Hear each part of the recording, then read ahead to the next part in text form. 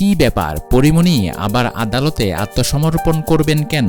ঘটনা হচ্ছে, তার বিরুদ্ধে অনেকদিন আগেই গ্রেপ্তারি পরোয়ানা ছিল, কিন্তু সেটা কোন মামলায় এবং কেন? অসম্ভব গুণী অভিনেত্রী দিলারা জামানের জন্মদিন ছিল 19শে জুন। ওই দিনই তিনি অসুস্থ হয়ে হাসপাতালে ভর্তি হন। সেদিন সবাই তাকে মা বলে ফেসবুকে পোস্ট করলেও কেউ যায়নি তাকে হাসপাতালে দেখতে। আজব না ব্যাপারটা? আসলে এর পিছনেও কারণ ছিল। নির্মম মৃত্যু হলো জনপ্রিয় সিনেমা পাইরেটস অব দ্য ক্যারিবিয়ানের অভিনেতা টামায়ো পেরির। কিভাবে মারা গেলেন তিনি? এসব কিছু জানতে ভিডিওটি না টেনে সম্পূর্ণ দেখতে থাকুন।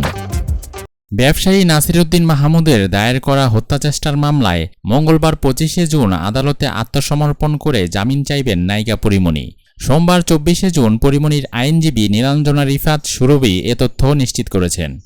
নীলাঞ্জনা রিফাত বলেছেন, মঙ্গলবার সকাল 9:30টার দিকে পরিমণি আদালতে আসবেন।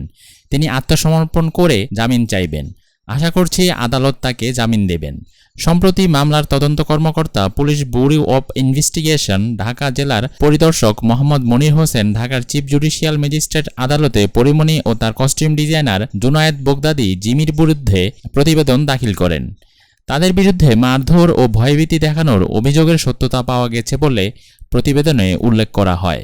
18 এপ্রিল ঢাকার senior judicial magistrate M Saiful ইসলামের আদালত 2 আসামিকে 25শে জুন আদালতে হাজির হতে সমন জারি করেন।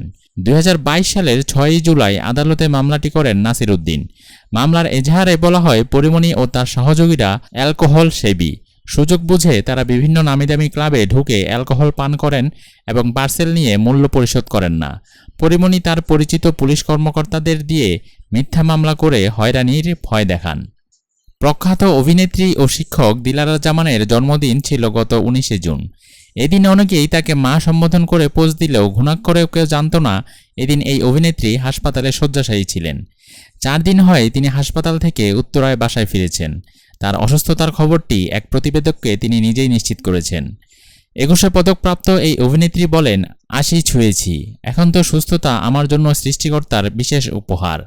নরমালি আমার তেমন অসুখ বিসুখ নেই, তারপরও হঠাৎ করেই অসুস্থ হয়ে পড়ি।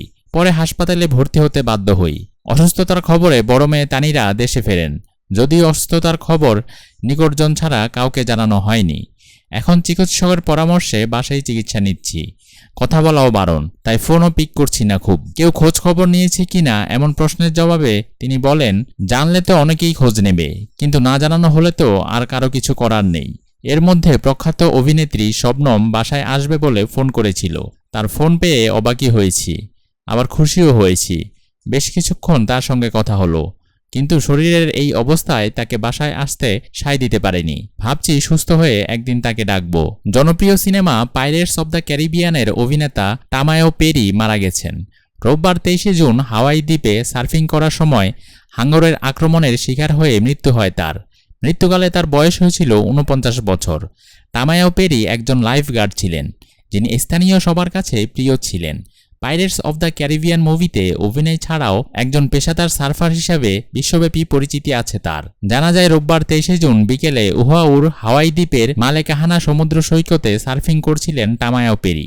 দুপুর 1টার সময় হাঙ্গরের আক্রমণে এক ব্যক্তি মারাত্মকভাবে আহত হওয়ার খবর পান স্থানীয় জরুরি সেবাদানকারী একটি প্রতিষ্ঠান। পরে সমুদ্র থেকে পেরির মরদেহ উদ্ধার করা হয়। মরদেহ উদ্ধারের জন্য জেট স্কি ব্যবহার করা হয়। জনি ডেপ অভিনীত পাইরেটস অব দ্য ক্যারিবিয়ান সিনেমায় অভিনয় করে নজর কাড়েন টামায়ো পেরি। জনপ্রিয় এই সিনেমা ছাড়াও Lost, Blue Crush, Charlie's Angels 2, Hawaii 5, On Stranger Tides সহ অনেক সিনেমায় নজর কাড়া অভিনয় করেছেন তিনি।